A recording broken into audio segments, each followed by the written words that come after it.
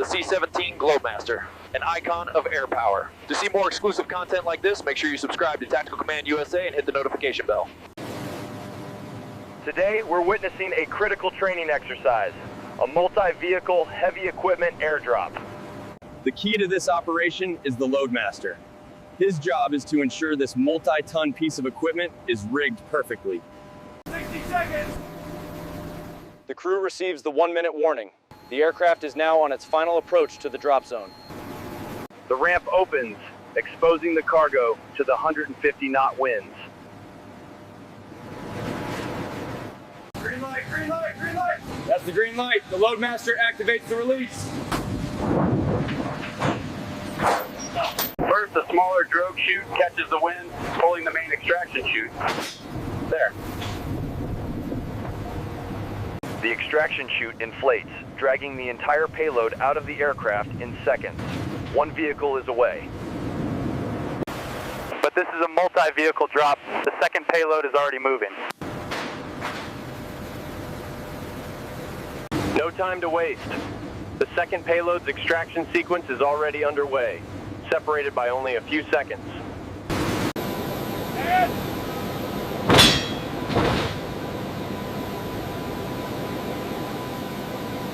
This is the view you can only get from a chase plane. A perfect, sequential drop. Load clear. Load is clear. Load is clear. The Loadmaster signal load clear to the cockpit. The pilot can now bank the aircraft and egress the drop zone. But for the cargo, the journey has just begun.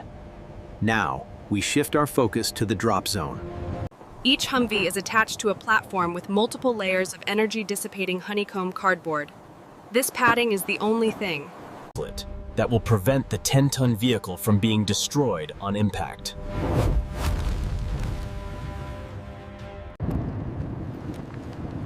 Pathfinder, be advised, first package is 30 seconds out. All personnel hold position. Impact.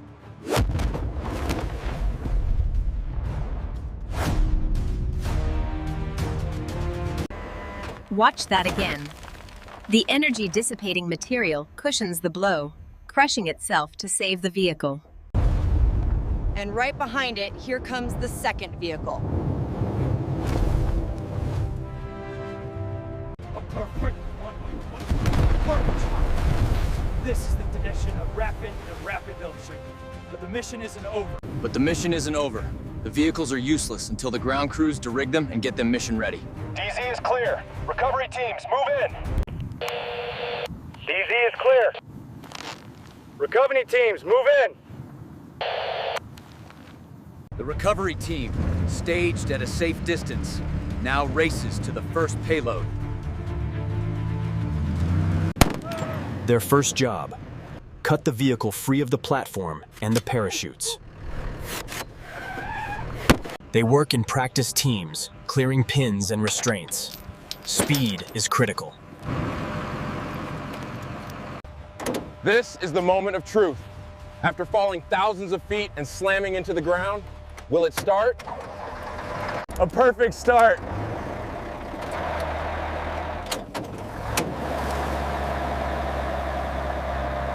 Vehicle 1 is now operational. From sky to ground in under 10 minutes. The same process is happening simultaneously with the second vehicle. Nothing is wasted.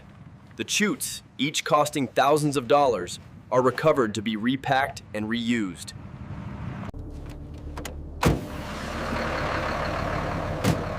And there it is. Vehicle 2 is online. Within an hour, this drop zone will be sanitized, with no trace left behind except tire tracks. 2 combat-ready vehicles, delivered by air, anywhere in the world. Ground, be advised, we have your assets on the ground. We are RTB, returning to base. Back on the C-17, the Loadmasters are already resetting the cargo bay, preparing for their next mission. The C-17 Globemaster III is the backbone of America's strategic airlift capability. It can carry over 170,000 pounds of cargo, from main battle tanks to troops. But its true strength is its tactical capability, the ability to land on and take off from short, austere airfields. But the machine is nothing without the highly trained crew. What's it like flying this beast? You're flying a warehouse.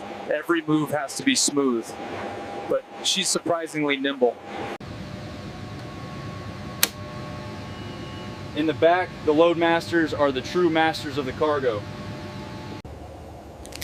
It's all about center of gravity.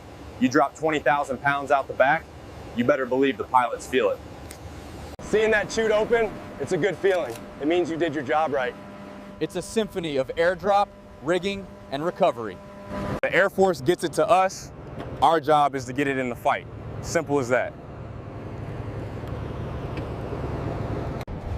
This multi-vehicle drop is more than just training. It's a powerful demonstration of global reach. The ability to project force and supplies anywhere, anytime.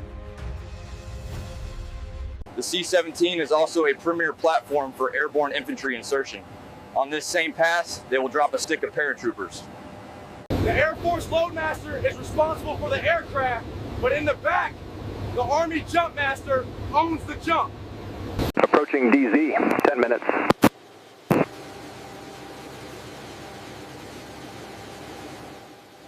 The Jumpmaster relays the 10-minute warning. From this point, a precise sequence of commands begins. Unlike a heavy drop, a personnel jump uses the side doors. The Jumpmaster leans out, spotting the ground to ensure the pilot is lined up perfectly on the drop zone. 1 minute! The 1 minute warning. The red light is on. No one jumps on red. Stand by! The command, stand by! The troopers are on their feet and ready!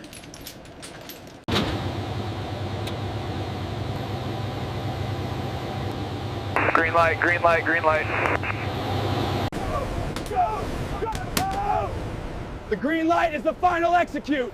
The Jumpmaster sends his troopers out the door. This is a static line jump. The line is hooked to the plane, which automatically pulls their parachute. They are exiting from both doors simultaneously, a mass exit, to get the entire unit on the ground.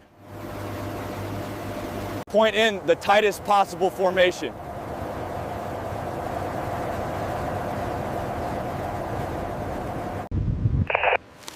I have jumpers in the air. Jumpers in the air. The opening shock is violent. In seconds, the troopers go from 150 knot winds to a peaceful, quiet descent. Their training takes over. They check their canopy, untwist their risers, and look for their fellow jumpers to avoid collisions. They are descending onto the same drop zone where their Humvees are waiting.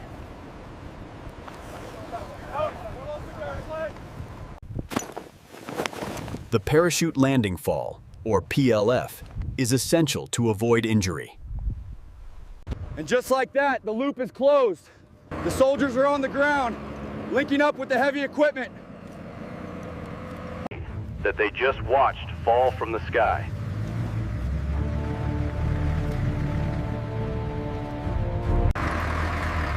The recovery crew officially hands the vehicle over to the airborne unit.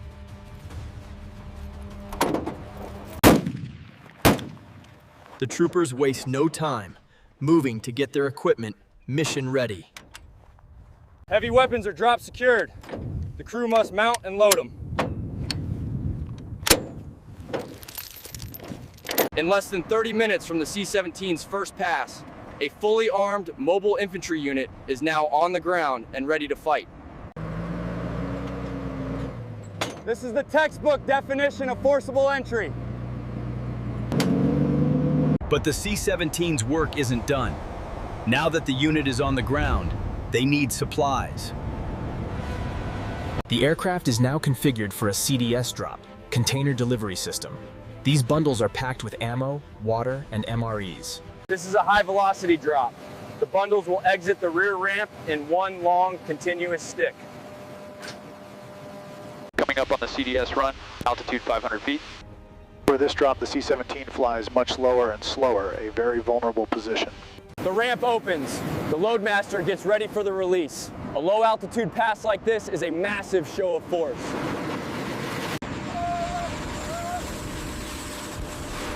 A low-altitude pass like this is a massive show of force. Green light, the aircraft pitches up slightly.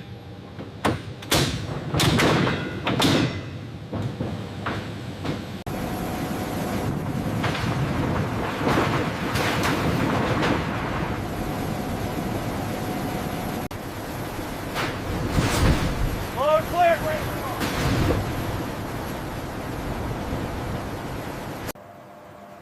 This is what it looks like from the air.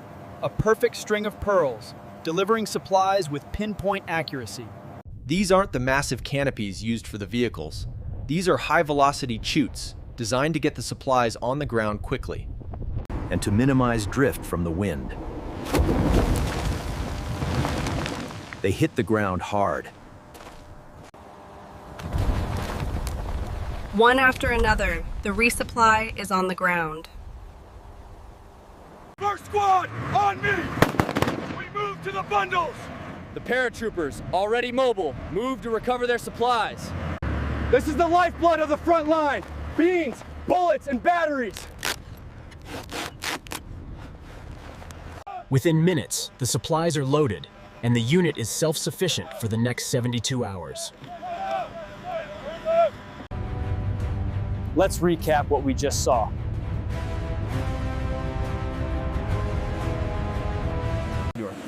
First, a heavy equipment drop, delivering armored vehicles. Second, a static line personnel drop, putting trained soldiers on the objective. Second, a static line personnel drop, putting trained soldiers on the objective. And third, a low-altitude resupply drop to sustain the force. All delivered by one aircraft on one mission, the C-17 Globemaster. There's no other plane in the world that can do what she does. Have cargo, troops, low level, she does it all. We're just the bus drivers. We just put the right stuff on the right spot at the right time. When you're on the ground and you see that big gray tail, help has arrived. A truly mind-blowing display of air power, precision, and skill by the men and women of the U.S. Air Force and U.S. Army. But what about the aircraft itself? Let's take a closer look at the specifications that make the C-17 a legend. The C-17 is 4 F-117, same turbine formed by N6.Hens. Each engine produces over 40,000 pounds of thrust, and critically, they are equipped with thrust reversers. This allows the C-17 to stop in incredibly short distances. It even allows the aircraft to back itself up, a priceless ability on a crowded or damaged airfield. But the heart of the beast is its cargo bay. It is large enough to carry an M1 Abrams tank or 3 Stryker infantry vehicles. Or, it can be configured to carry 102 fully equipped paratroopers. Up front, an advanced glass cockpit allows the C-17 to be flown by a crew of just 2 pilots and 1 loadmaster. This is a huge reduction from older airlifters, which required a navigator and a flight engineer. The HUD is my favorite part. I can fly the entire approach. Especially a low-level drop like that without ever looking down at my instruments. I'm always heads up looking outside. From humanitarian aid to heavy armor to airborne assault. From humanitarian aid to heavy armor to airborne assault. The the C-17 Globemaster is the single most versatile and capable strategic airlifter on the planet. What did you think of this incredible display of air power? Let us know in the comments below.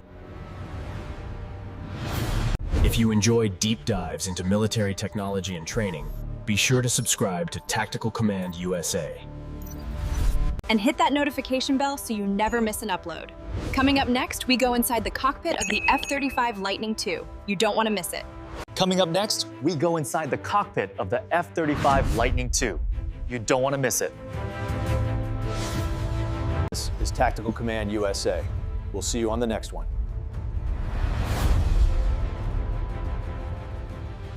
It is the most advanced and most expensive weapon system in history. The F-35 Lightning II. Today, Tactical Command USA takes you inside the cockpit for an exclusive look at what makes this jet a fifth-generation marvel. The mission starts long before takeoff. It begins on the ground with the pilot and the crew chief. Aircraft status, green. Fuel load, weapons, and systems checked. You're clear for launch, sir. The pilot performs his own physical inspection, checking control surfaces, weapons, and key sensors. But the most important piece of gear is this, the helmet. It's the key to the F-35's sensor fusion. The pilot straps in, connecting himself and his helmet directly into the aircraft's central computer. Unlike older jets with hundreds of dials, the F-35 is a glass cockpit. All flight and mission data is presented on one Point, massive, customizable touchscreen display.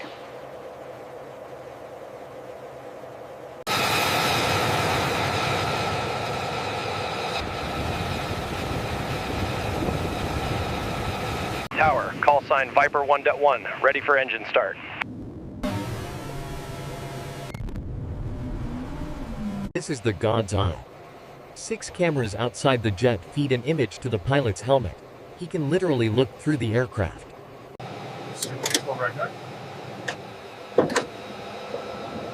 He checks his control surfaces. All clear, move out. Viper 1.1 is taxiing to runway 29er. On the ground, it's a calm, controlled process. But in seconds, this machine will transform into a pure instrument of power. Viper 1.1, you are cleared for takeoff. Cleared for takeoff, Viper 1.1. Full afterburner.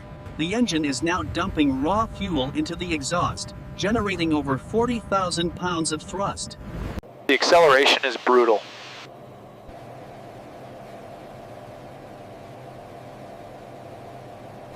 Gear up.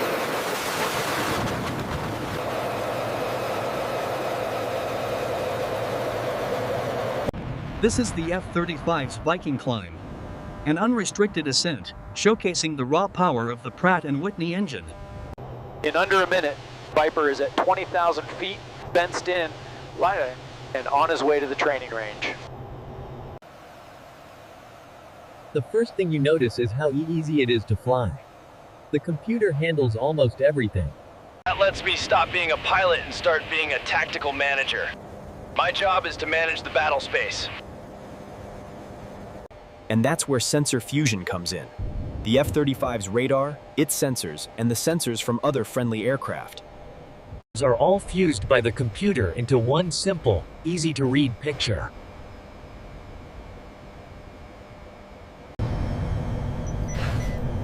I know where the enemy is long before he knows I exist. I see everything. This is all possible because of its second advantage, stealth.